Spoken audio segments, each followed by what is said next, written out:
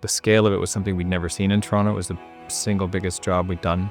The generators would shake. It was like, you're going from 0 to 288K, 288,000 watts. Game of Thrones was amazing. It was 17 weeks of nights and almost killed me. I mean, we were going to work at 3 o'clock in the afternoon, getting home at 7 in the morning. It's the longest night shoot I've ever done.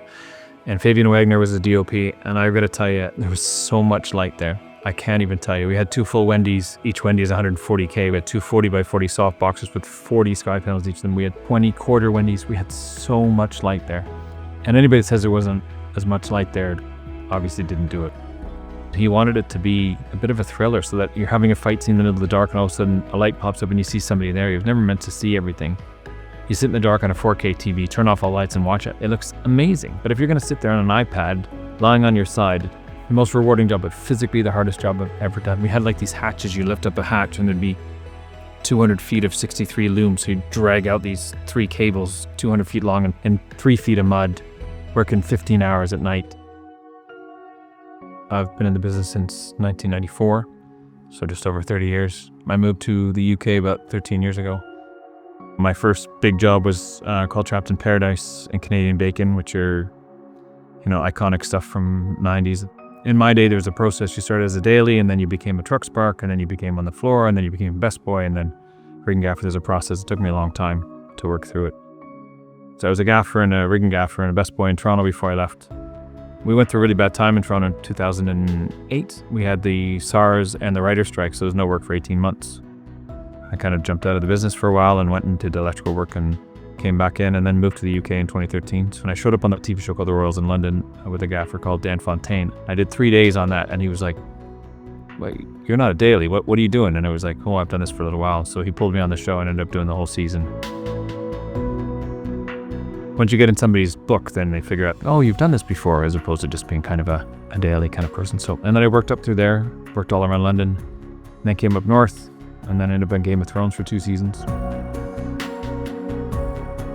And one of the things that I think that made the original Game of Thrones series so amazing, they built physical things. So Winterfell was a built set. It was 2-story with battlements, with full walls. We had a moat of propane fire built into it. Even when you look at like the little barrels of fire, there'd be practical fire, and then we'd have like a reefa. We'd push a reefa for like a little bit of eye light, again on a dimmer that would just flicker, but that would just lift the level.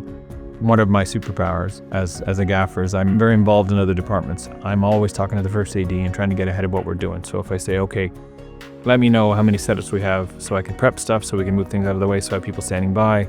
We're pre-lighting stuff all the time. It's such a different thing than when I started, because when I started, it was us against them. It was always the lighting department was in constant battle mode, where for me, I'm completely into the job. I love my job. I love what I do, but I also don't want to be there any longer than I need to. I don't think many of the best gaffers would ever not agree with me that I'm always learning. And the day I stop learning is the day I don't want to do this anymore. I met a gaffer called Chris Howard, who I did X-Men with in '99. So I guess it was probably about 5 years into my career. Lovely, lovely guy. Probably my biggest mentor. X-Men was just something of a scale we'd never seen. I mean, we had huge lighting setups, massive things, big studio builds. Chris Howard was the Canadian gaffer. Tony Nacco was the LA gaffer, and then Thomas Siegel was the DOP. Thomas and Tony were full on in everything that we did. They were involved in costume, they were involved in production design. We talked about colors and design, and it's one of the first times I'd ever seen it where you'd see a DOP talking to the costume designer saying, well, we need more red in this scene. And you think, I'd never seen somebody talk to a costume designer to ask for more background to be wearing red so that it would pop in a thing. X-Men was a crazy job because, I mean, the number of sparks we had, the number of people we had, the days we would do, the units we had. There's a famous scene in X-Men where they were at Ellis Island, and we did a practical lighting effect where they tried to turn all of the UN into mutants. But it was 288K of parkans on a massive truss. And we had a crane for the cable and a crane for the lights because it was so heavy. And we had 13 generators all powered back, and it went from 0 to 100 on a dimmer. The generators would shake. It was like, you're going from 0 to 28,000 watts, and it'd take, we just have to change bulbs between takes and stuff. And it was this massive truss. It was called the BFL. I mean, we can glean what the BFL stands for. I was one of 10 floor sparks. Chris had a way of making me feel like I was really involved.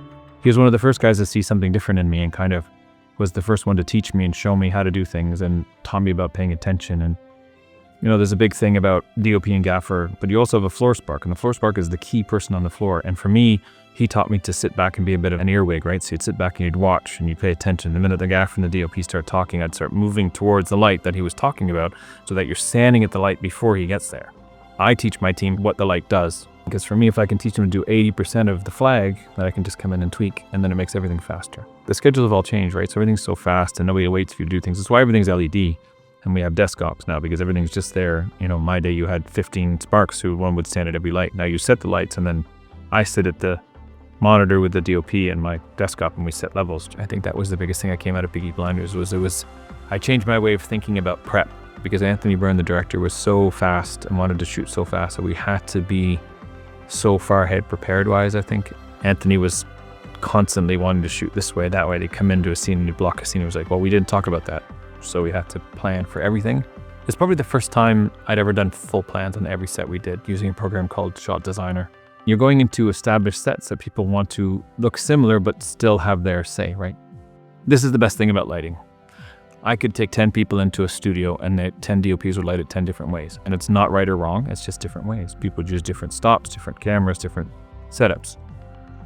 I think with Sai, we did a lot more hanging of lights, so we had big sources pushed through the window, but he always extended things, so we'd screw things in the ceiling and extended things. We used a lot of the Long John Silvers on trusses because a lot of times you're trying to look at windows, especially on locations where you're trying to look outside a massive set of windows and the shot, the director wants to be able to see everything. So you're trying to figure out ways to get as big a span as you possibly can.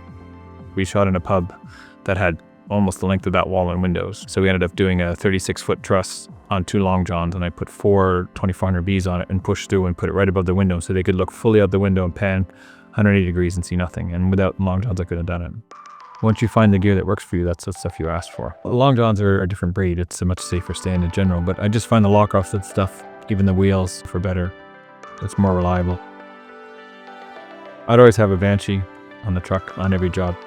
We had it on Lazarus in the studio. We had it a couple of times because we were looking for a small stand that we could crank up in the air, but that had a small footprint to it because it's trying to get it into those small spaces sometimes. The best gaffers are thieves. You go on a set and you see something and you go, how did he do that? And then you take it and you put it in your head and then you use it on your next job. Or you alter it in some way. I have a very good team around me. Modern team. I mean, I grew up in an environment that was very aggressive and bullying, and I worked out of fear.